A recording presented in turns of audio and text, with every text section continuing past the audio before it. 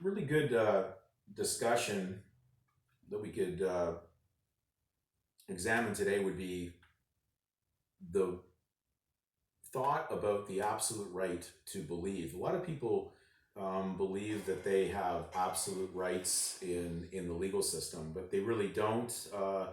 That concept really doesn't exist. They're conditional rights. So the state in the legal, if you're a legal member, has the ability to control legal beliefs because there would be no control on their part if they didn't have that authority.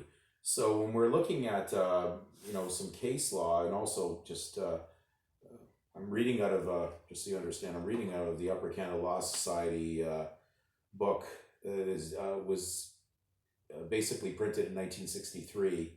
Special They were special lectures on the law. It was dealing mainly with arrest, but they brought up a subject matter of freedom of worship. So I'm going to kind of give you a little bit of a comprehension of how the legal system views your religious right or your right to believe, because I think there's definitely a misconception amongst legal registered Christian religions that believe they can't be touched once they say that they're doing something for God. So I will read out of this. It's called Freedom of Worship Does Not Modify the Duty of a Citizen. They said it is sometimes suggested that the normal duties of a citizen are in some fashion modified by what is wrongly considered to be a paramount right, the freedom of worship. Rand J., in the Sommer case, said that freedom of religion is an original freedom which is anterior to positive law, which means superior to man's law or man's positive law. In natural freedom, in Ontario, freedom of worship is also guaranteed by statute. Religious freedom, however, embraces a conception of freedom to believe and a freedom to act. Freedom to believe is an absolute freedom. Freedom to act is not. A person is free to hold whatever belief his conscience dictates, but when he translates his belief into action, he may be required to conform to reasonable regulations which are applicable to all persons. Now, we have to understand where they're coming from. This is a legal lecture book. This is dealing with legal membership. This is not dealing with someone who's separate from the legal system. So let's not confuse legal participants who don't like what's going on and then they start to violate the legal rules and then they do what we call illegal behavior, going contrary. They're not conforming. Christianity is not illegal, it's non legal. True Christianity that Christ began, who is the founder of, is non legal. It has nothing to do with legal because legal is opposite to grace. So,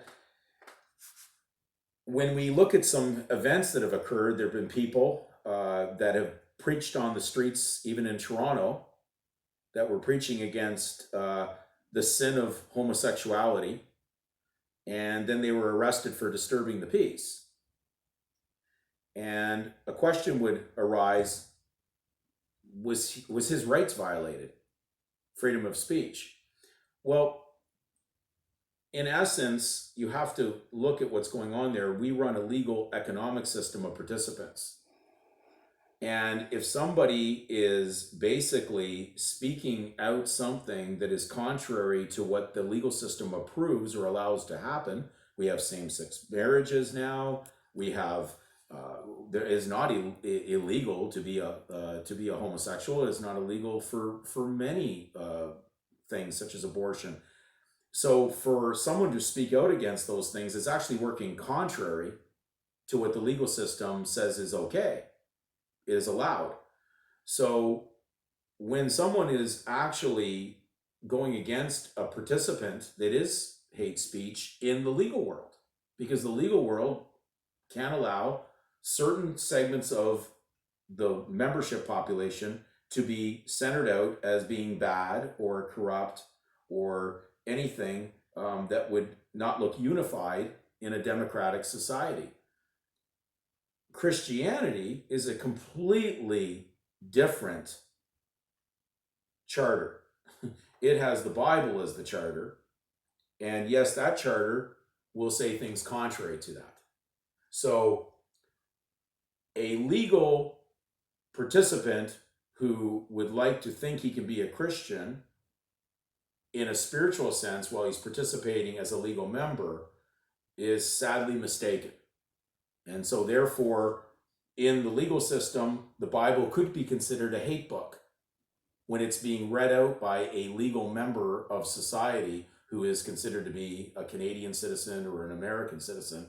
And you'll see that eventually that will start to take place, that it will eventually be declared a hate book, as has happened in a few court cases already, where judges have actually said in the legal system the Bible is contrary to how our acceptance in society for many behaviors and many moral directions of people. So we have to realize, do not mix up Christianity, true Christianity, what Christ preached and his kingdom, and mix it into the pagan nations of men. These legal nations have an absolutely contrary viewpoint of what is right and wrong.